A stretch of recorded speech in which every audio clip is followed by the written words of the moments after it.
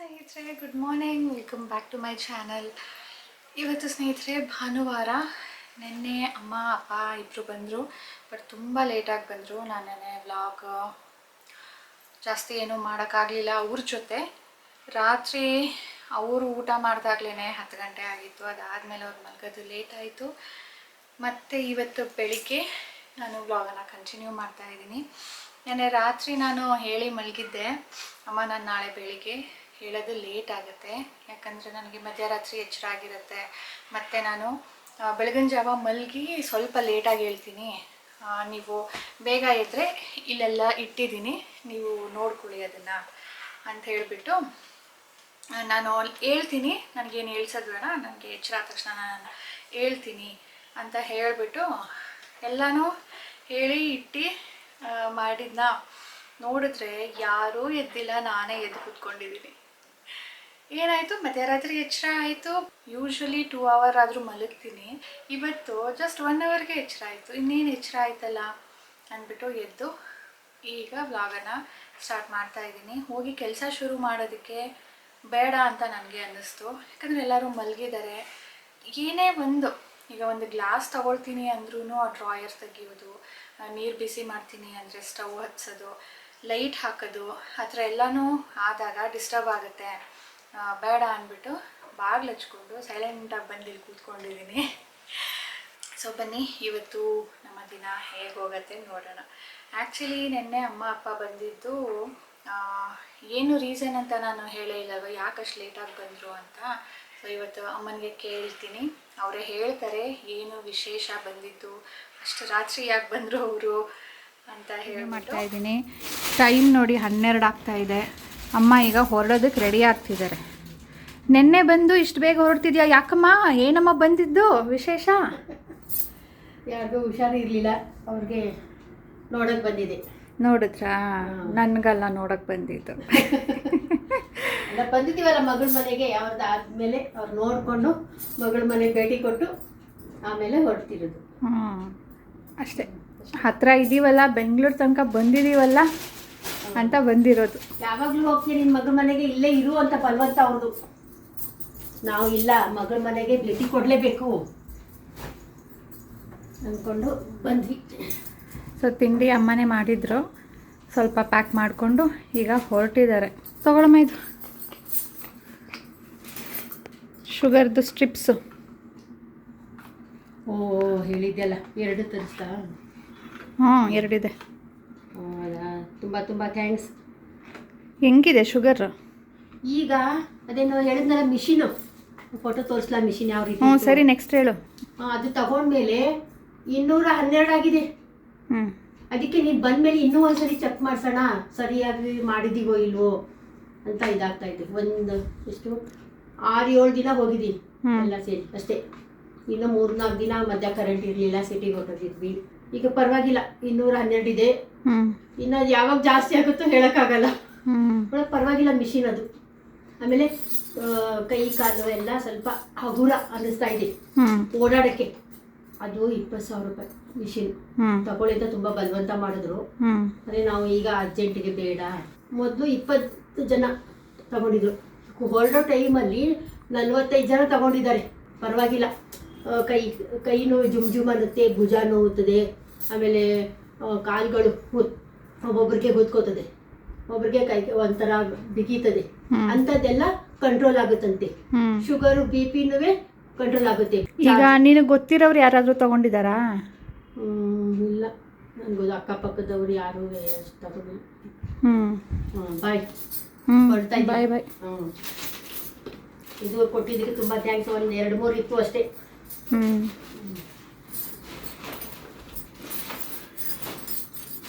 Time ಆಗುತ್ತೆ ನಿಮ್ಮ ಅಪ್ಪನಿಗೆ.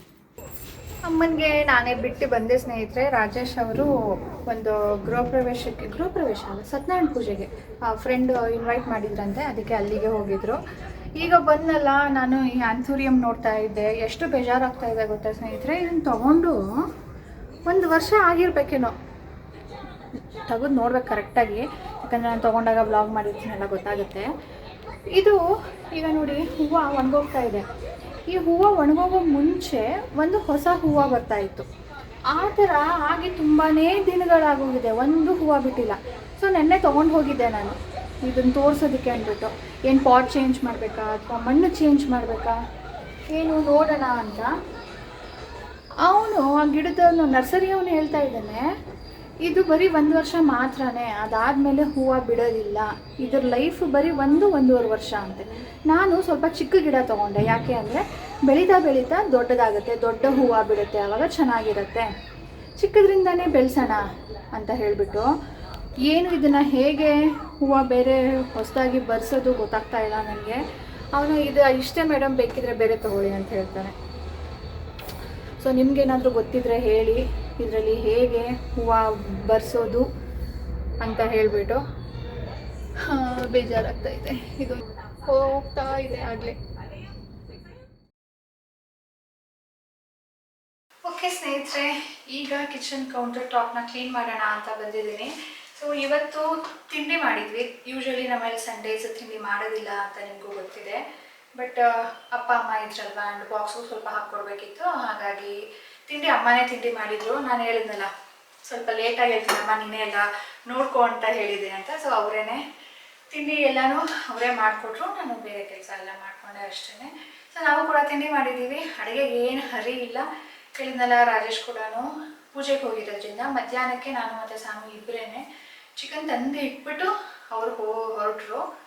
ನಾನು ಅಮ್ಮನಿಗೆ ಅಟ್ಲೀಸ್ಟ್ ಊಟ ಮಾಡ್ಕೊಂಡು ಹೋಗೋರಂತೆ ಅಂದೆ. ಇಲ್ಲ, ಊಟ ಮಾಡ್ಕೊಂಡು ಹೋದರೆ ತುಂಬಾ ಲೇಟ್ ಆಗಿಬಿಡುತ್ತೆ, ನೆನ್ನೆ ಅವ್ರು ಲೇಟ್ ಬಂದ್ರಲ್ವಾ, ಅದಕ್ಕೆ ಇವತ್ತು ಅದೇ ಥರ ಆಗಿಬಿಟ್ರೆ ಕಷ್ಟ ಆಗುತ್ತೆ, ನಾಳೆ ಒಂದು ಇಂಪಾರ್ಟೆಂಟ್ ಥಿಂಗ್ ಇದೆ, ಅದಕ್ಕೆ ನಾನು ಹೋಗಲೇಬೇಕು ಇವತ್ತು ಅಂದ್ಬಿಟ್ಟು ಅವ್ರು ಹೊರಟಿದ್ದು. ಇಲ್ಲ ಅಂದಿದ್ರೆ ಇರೋವರು, ಯಾವಾಗಲೂ ಬಂದಿದ್ದು ಮಾರನೇ ದಿನವೇ ಹೊರಟಿಲ್ಲ ಅವರು. ಸೊ ಈಗ ನಾನು ಅಡುಗೆಗೆ ಅರ್ಜೆಂಟ್ ಏನಿಲ್ಲ, ನಿಧಾನಕ್ಕೆ ಮಾಡಬೇಕು. ಯೂಶ್ವಲಿ ನಾನು ಚಿಕನ್ ಸಾರು ಮಾಡ್ತೀನಿ. ಇವತ್ತು ಚಿಕನ್ ಸಾರು ಮಾಡಿದರೆ ಇವತ್ತು ರಾಜೇಶ್ ಕೂಡ ಮಧ್ಯಾಹ್ನಕ್ಕೆ ಇಲ್ವಲ್ಲ, ಅದಕ್ಕೆ ಏನಾದರೂ ಬೇರೆ ಟ್ರೈ ಮಾಡೋಣ ಅಂತ ಅಂದ್ಕೊಂಡಿದ್ದೀನಿ. ನಮ್ಮ ಸಾನುಗೂ ಏನಾದರೂ ಬೇರೆ ಮಾಡು, ಏನಾದರೂ ಸ್ಪೆಷಲ್ ಮಾಡು ಅಂತ ಹೇಳ್ತಾನೆ ಇರ್ತಾಳೆ. ಆ್ಯಕ್ಚುಲಿ ನಾನು 2 ರೆಸಿಪಿ ಟ್ರೈ ಮಾಡಿದ್ದೆ ಫ್ಯೂ ವೀಕ್ಸ್ ಬ್ಯಾಕ್, ಬಟ್ ಯಾವುದೂ ನನಗೆ ತುಂಬ ಚೆನ್ನಾಗಿ ಬಂದಿದೆ ಅಂತ ಅನ್ನಿಸ್ಲಿಲ್ಲ, ಹಾಗಾಗಿ ನಾನು ನಿಮ್ಮ ಜೊತೆ ಶೇರ್ ಮಾಡಿಲ್ಲ. ಆ್ಯಂಡ್ ಧನುರ್ಮಾಸದಲ್ಲಿ ನಾನ್ ವೆಜ್ ಪ್ರಿಫರ್ ಮಾಡ್ತೀರಾ ಅಂತ ಕೇಳಿದ್ರಿ. ಹೌದು, ನಾವು ಧನುರ್ಮಾಸದಲ್ಲಿ ತಿಂತೀವಿ, ಯಾಕಂದರೆ ನಾನು ಎಸ್ಪೆಷಲಿ ಧನುರ್ಮಾಸದ ಪೂಜೆ ಏನು ಮಾಡೋದಿಲ್ವಲ್ಲ, ಅದಕ್ಕೆ.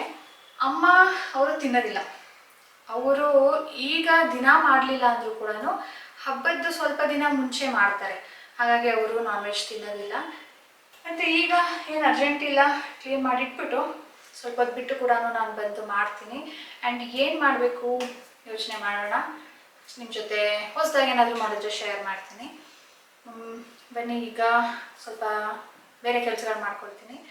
ಆ್ಯಂಡ್ ನೋಡಿ ಎಷ್ಟು ಟೀ ಶರ್ಟ್ ಇಟ್ಟಿದ್ದಾರೆ ಅಂತ ರಾಜೇಶ್ ಅವರು ಹಂಚ್ತಾನೇ ಇದ್ದಾರೆ, ಖಾಲಿನೇ ಆಗ್ತಾ ಇಲ್ಲ. ಖಾಲಿ ಆಗುತ್ತೆ, ನೆಕ್ಸ್ಟ್ ರೌಂಡ್ ಕೊಟ್ಟರೆ ಆಗುತ್ತೆ. ಆನ್ಲೈನ್ ಬಿಸ್ನೆಸ್ ಮಾಡೋಣ ಟೀ ಶರ್ಟ್ ಅಂತ ಹೇಳ್ಬಿಟ್ಟು ಡಿಫ್ರೆಂಟ್ ವೆರೈಟಿಲಿ ಅದು ಪ್ರಿಂಟ್ ಮಾಡಿಸ್ಬಿಟ್ಟು ಮಾಡಿಸೋಣ ಅಂತ ಎಕ್ಸ್ಪೆರಿಮೆಂಟ್ ಮಾಡೋದಕ್ಕೆ ತೊಗೊಂಡಿದ್ದು. ವರ್ಕೌಟ್ ಆಗಲಿಲ್ಲ, ತುಂಬಿಟ್ಟಿದ್ದಾರೆ. ಐಡಿಯಾ ಫ್ಲಾಪ್ ಆಯಿತು. ಪ್ರಿಂಟ್ ಮಾಡೋಕ್ಕಾಗತ್ತೆ ಪುಟ್ಟ, ಬಟ್ ಪ್ರಿಂಟಿಂಗ್ ಕಾಸ್ಟು ಮತ್ತು ಇದು ಪ್ರೈಸ್ ಬಂದು ಜಾಸ್ತಿ ಆಗೋಯ್ತು.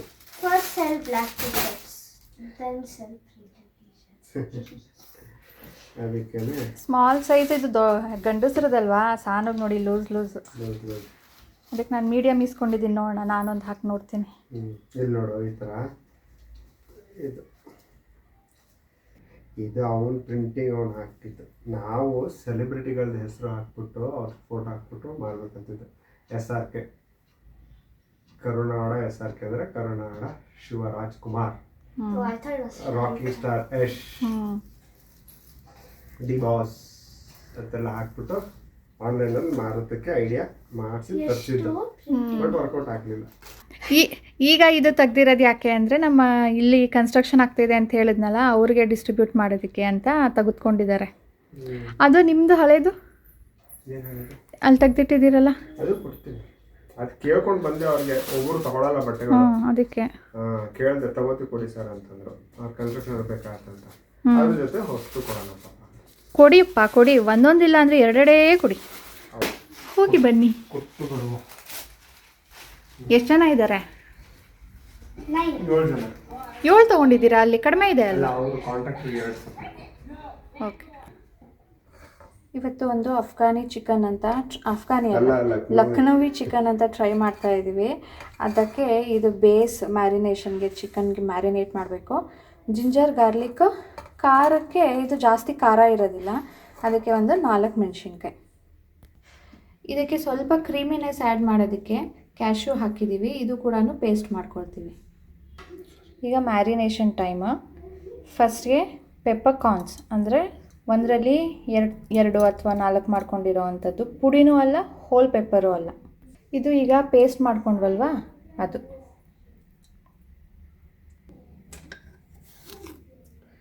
ಉಪ್ಪು, ಚಿಕನ್ಗೆ ಎಷ್ಟು ಬೇಕೋ ಅಷ್ಟೆಲ್ಲನೂ ಈಗಲೇ ಹಾಕಿಡ್ಬೋದು. ಇದನ್ನೀಗ ಮ್ಯಾರಿನೇಟ್ ಮಾಡಿ ಒಂದು ಹಾಫ್ ಆನ್ ಅವರ್ ಆದರೂ ಇಡಬೇಕು. ಇವತ್ತಿನ ಅಡುಗೆ ರಾಜೇಶ್ ಸ್ಪೆಷಲ್ಲು, ಯಾಕಂದರೆ ಇದು ಫಸ್ಟ್ ಟೈಮ್ ರಾಜೇಶ್ ಮಾಡಿದರು, ಅವಾಗ ನಾನು ರೆಕಾರ್ಡ್ ಮಾಡಿರಲಿಲ್ಲ. Taste was very good. ಅದಕ್ಕೆ ಇವತ್ತು ಸೆಕೆಂಡ್ ಟೈಮ್ ನಾನೇ ಹೇಳಿಸಿ ಮಾಡಿಸ್ತಾ ಇದ್ದೀನಿ. ಹೆಸರು ನೆನಪೇ ಇಲ್ಲ, ಆದರೂ ಹುಡುಕಿ ಹೆಸರು ತೆಗೆದು ರೆಸಿಪಿ ತೆಗೆದು ನೋಡಿಕೊಂಡು ಮಾಡ್ತಿರೋದು ಅಷ್ಟೇ ನೆನಪಿರೋದು ನನಗೆ. ಆನಿಯನ್ ಚೆನ್ನಾಗಿ ಫ್ರೈ ಮಾಡಿ ಅದರದ್ದೇ ಬೇಸ್. ವೈಟ್ ಕಲರ್ ಇರುತ್ತೆ, ರೆಡ್ ಇರಲ್ಲ, ಅಷ್ಟೇ ಗೊತ್ತಿರೋದು ನನಗೆ. ಅಫ್ಘಾನಿ ಅಂತ ಹುಡುಕ್ತಾ ಇದ್ದೀನಿ, ಅದೇ ಬೇರೆ ಬರ್ತಾ ಇದೆ. ಇದು ಲಕ್ನೋವಿ. ಸೊ ಇದು ಮ್ಯಾರಿನೇಷನ್ ಆಯಿತಾ. ಈಗ ಈರುಳ್ಳಿ ಫ್ರೈ ಮಾಡ್ಕೊಳ್ಬೇಕು. ಈರುಳ್ಳಿ ನೋಡಿ, ವೈಟ್ ಈರುಳ್ಳಿ ಆದರೂ ಆಗುತ್ತೆ, ರೆಡ್ ಆದರೂ ಆಗುತ್ತೆ. ನಾನು ಮೀಡಿಯಮ್ ಸೈಜ್ದು ಒಂದು 3 ತೊಗೊಂಡಿದ್ದೀನಿ. ಇದು ಗ್ರೇವಿ ಎಷ್ಟು ಬೇಕೋ ಅದ್ರ ಮೇಲೆ ಡಿಪೆಂಡ್ ಆಗುತ್ತೆ. ಇದು ಹೇಗೆ ಹುರ್ಕೊಳ್ಬೇಕು ಅಂದರೆ ಸ್ನೇಹಿತರೆ, ಕಲರ್ ಟರ್ನ್ ಆಗಬಾರ್ದು, ರೆಡ್ಗಾಗಬಾರ್ದು. ಅಂದರೆ ಈಗ ಗೋಲ್ಡನ್ ಕಲರ್ ಫ್ರೈ ಮಾಡ್ತೀವಲ್ವಾ, ಜಸ್ಟ್ ಟ್ರಾನ್ಸ್ಲೂಸೆಂಟ್ ಆಗಬೇಕು. ಅದಕ್ಕೆ ಮೀಡಿಯಮ್ ಫ್ಲೇಮಲ್ಲಿ ಇಟ್ಕೊಂಡೇ ಮಿಕ್ಸ್ ಮಾಡ್ತಾ ಇದನ್ನು ಫ್ರೈ ಮಾಡ್ಕೊಳ್ಬೇಕು. ಯಾವುದೇ ಕಾರಣಕ್ಕೂ ಒಂದೇ ಕಡೆ ರೆಡ್ ಆಗಿಬಿಡುತ್ತೆ, ಒಂದು ಕಡೆ ಹಾಗೆ ಇರುತ್ತೆ, ಆ ಥರ ಆಗಕ್ಕೆ ಬಿಡಬಾರ್ದು. ಇದು ಮೊಸರು ಸಾಕು ಅನ್ಸುತ್ತೆ. ಇದು ಬೀಟ್ ಮಾಡ್ಕೊಳ್ಬೇಕಿತ್ತು, ವಿಸ್ಕ್ ಮಾಡ್ಕೊಳ್ಬೇಕಿತ್ತು. ಅದರ ಬದಲು ನಾನು ಈ ಥರ ಮಿಕ್ಸಿಗೆ ಹಾಕಿಬಿಟ್ಟು ಒಂದು 10 ಸೆಕೆಂಡ್ಸ್ ಗ್ರೈಂಡ್ ಮಾಡ್ಕೊಳ್ತೀನಿ.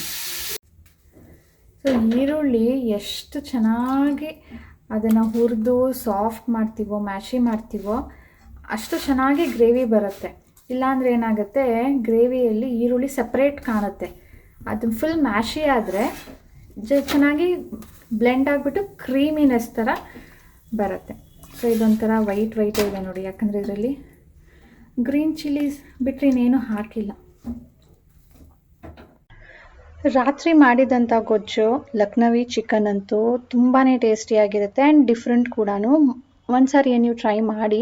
ನಾನು ಹೇಳಿದ್ನಲ್ಲ, ಒಂದು ಸಾರಿ ಮಾಡಿದಾಗ ನನಗೆ ಎಷ್ಟು ಇಷ್ಟ ಆಯಿತು ಅಂದರೆ ಮತ್ತೆ 2ನೇ ಸಾರಿನೂ ಅದೇ ಮಾಡಿಸಿದ್ದೀನಿ. ಆಮೇಲೆ ಇವತ್ತು ಮಧ್ಯಾಹ್ನಕ್ಕೆ ನಾನು ಫ್ರೈಡ್ ರೈಸ್ ಮಾಡ್ಕೊಂಡಿದ್ದೆ ಸಿಂಪಲ್ಲಾಗಿ. ಸ್ವಲ್ಪ ಚಿಕನ್ನ ಫ್ರೈ ಮಾಡ್ಕೊಳ್ತಾ ಇದ್ದೀನಿ. ಫ್ರೈಡ್ ಚಿಕನ್ ಚೆನ್ನಾಗಿರುತ್ತಲ್ವ. ಹಾಗೆ ನಾರ್ಮಲ್ ಚಿಕನ್ ಕೂಡ ಒಗ್ಗರಣೆ ಕೊಟ್ಬಿಟ್ಟು ಫ್ರೈಡ್ ರೈಸ್ ಜೊತೆ ಮಿಕ್ಸ್ ಮಾಡ್ಬೋದು.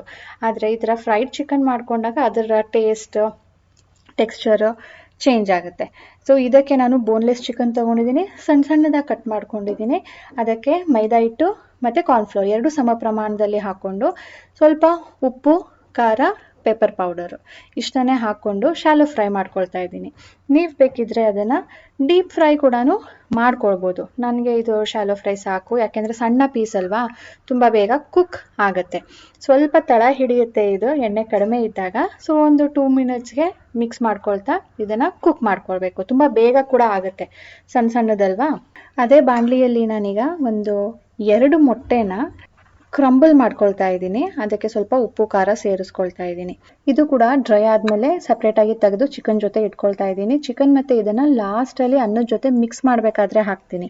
ಈಗ ಇದೇ ಬಾಣಲಿಯಲ್ಲಿ ಸ್ವಲ್ಪ ಈರುಳ್ಳಿ ಎಷ್ಟು ಬೇಕೋ ಅಷ್ಟು, ಅದು ಸ್ವಲ್ಪ ಟ್ರಾನ್ಸ್ಲೂಸೆಂಟ್ ಆದಮೇಲೆ ಕ್ಯಾಪ್ಸಿಕಮ್ ಕೂಡ ಸ್ವಲ್ಪ ಕ್ರಂಚ್ ಇರಲಿ ಅಂದ್ಬಿಟ್ಟು ನಾನು ಸ್ವಲ್ಪ ನಿಧಾನಕ್ಕೆ ಸೇರಿಸ್ಕೊಳ್ತಾ ಇದ್ದೀನಿ. ಇದೆರಡೂ ಹಾಫ್ ಕುಕ್ ಮಾಡ್ಕೊಳ್ಬೇಕು. ಆಮೇಲೆ ಇದಕ್ಕೆ ಜಿಂಜರ್ ಗಾರ್ಲಿಕ್ ಪೇಸ್ಟು, ಖಾರಕ್ಕೆ ಸ್ವಲ್ಪ ಚಿಲ್ಲಿ ಪೌಡರ್ ಹಾಕೊಳ್ತಾ ಇದ್ದೀನಿ. ನೀವು ಬೇಕಿದ್ರೆ ಗ್ರೀನ್ ಚಿಲ್ಲಿ ಇದು ಪೇಸ್ಟ್ ಮಾಡಿ ಹಾಕೊಳ್ಬೋದು, ಅಥವಾ ಚಿಲ್ಲಿ ಸಾಸ್ ಹಾಕೊಳ್ಬೋದು, ಅಥವಾ ರೆಡ್ ಚಿಲ್ಲಿ ಸಾಸ್ ಕೂಡ ಹಾಕೊಳ್ಬೋದು. ಅದಕ್ಕೆ ಸ್ವಲ್ಪ ಉಪ್ಪು ಹಾಕಿ ಎಣ್ಣೆಯಲ್ಲೇ ಸಾಟೆ ಮಾಡಿಕೊಂಡು ಕೆಚಪ್ ಹಾಕ್ತೆ. ಆಮೇಲೆ ಅನ್ನ ಸೇರಿಸಿ ಸ್ವಲ್ಪ ಸೋಯಾ ಸಾಸ್ ಹಾಕ್ತಾ ಇದ್ದೀನಿ.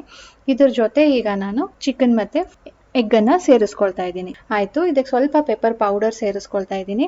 ಕೊನೆಯಲ್ಲಿ ಎಲ್ಲ ಮಿಕ್ಸ್ ಮಾಡಿ ಆದಮೇಲೆ ಕೊತ್ತಂಬರಿ ಸೊಪ್ಪನ್ನು ಹಾಕ್ಕೊಂಡ್ರೆ simple tasty fried rice ready. So ಇವತ್ತಿನ ವ್ಲಾಗ್ ಸ್ನೇಹಿತರೆ ಇದರೊಂದಿಗೆ ಎಂಡ್ ಮಾಡ್ತೀನಿ. ಸಿಗೋಣ ಮುಂದಿನ ವ್ಲಾಗ್ನೊಂದಿಗೆ. ಬಾಯ್ ಬಾಯ್, ಟೇಕ್ ಕೇರ್.